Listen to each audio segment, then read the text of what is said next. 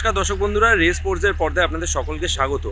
এই মুহূর্তে আমরা রয়েছি রাজারহাটের ন্যাশনাল সেন্টার অফ এক্সিলেন্সের মাঠে এবং আগামীকাল মেগা ডার্বি, এবং সেই মেগা ডার্বিতে মাঠে নামার জন্য কিন্তু ইস্টবেঙ্গল দল আজকে কলকাতায় শেষ মুহূর্তের প্রস্তুতি সেরে ফেলছে এবং আজকে রাতের বিমানেই কিন্তু তারা গুয়াহাটির উদ্দেশ্যে রওনা দেবে এবং আগামীকাল গুয়াহাটির ইন্দিরা গান্ধী অ্যাথলেটিক স্টেডিয়ামে কিন্তু কলকাতা ডার্বি খেলতে মোহনবাগানের বিরুদ্ধে মুখোমুখি হবে ইস্টবেঙ্গল। এবং তার আগে আজকে অনুশীলনে কিন্তু জোর কদমেই কোচ অস্কার ব্রুজন সকল ফুটবলারদেরকে অনুশীলন করালেন। এছাড়া যেটা আজকে অনুশীলনে দেখা গেল, আপনারা বিগত কিছুদিন ধরে আমাদের প্রতিবেদনে দেখেছেন যে আনোয়ার আলী তার কিন্তু একটা চোট সমস্যা রয়েছে এবং সেই চোটের কারণে গত দুদিন কিন্তু তিনি অনুশীলনে এলেও টিম হাডেলের সময় তিনি মাঠে ছিলেন, তবে অনুশীলন যখন দল শুরু করেছিল সেই সময় কিন্তু তিনি মাঠে নামেননি এবং অনুশীলন না করেই তিনি কিন্তু মাঠ ছেড়েছিলেন। তবে আজকে যেটা অনুশীলনে দেখা গেল যে তিনি কিন্তু মাঠেই উপস্থিত হননি এবং অনুশীলনেও তিনি ছিলেন না আজকে।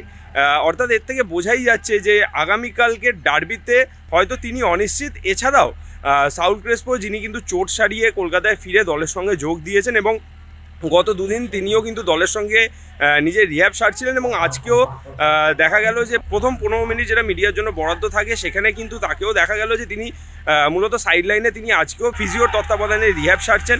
অর্থাৎ আনোয়ার আলী এবং সাউল ক্রেসপো এই দুই ফুটবলার ডার্বিতে প্রায় অনিশ্চিত এমনটা বলাই যায়। আজকেও কিন্তু অনুশীলনে অনুপস্থিত ছিলেন ইস্টবেঙ্গল দলের সাইড ব্যাকের দুই ফুটবলার মোহাম্মদ রাকিব এবং প্রভাত লাকড়া। এছাড়া বাকি দল কিন্তু বেশ কঠোর অনুশীলনেই মগ্ন ছিল কোচ অস্কার ব্রুজনের তত্ত্বাবধানে এবং এই ডার্বি ম্যাচকে ঘিরে কিন্তু অনেক বেশি প্রত্যাশা রয়েছে সমর্থকদেরও এবং তারই সঙ্গে কোচ অস্কার ব্রুজন এবং দলের সকল ফুটবলারদের সেই মতোই কিন্তু তারা কঠোর অনুশীলন করছেন এবং ডার্বি ম্যাচের জন্য তারা কিন্তু প্রস্তুতি সারছেন। চলুন দেখে নেওয়া যাক আজকে অনুশীলনে ফুটবলারদের কিছু মুহূর্ত।